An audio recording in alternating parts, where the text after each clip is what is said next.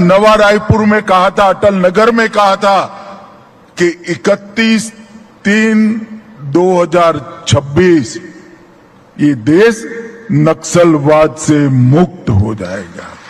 और मित्रों, मैं फिर से बात विश्वास के साथ दोहराना चाहता हूं, जिस तरह से सुरक्षा बलों ने पराक्रम किया है, हमारी सूचना एजेंसियों ने सटीक रणनीति बनाई है, हमें लक्ष्य को सिद्ध कर रहेंगे।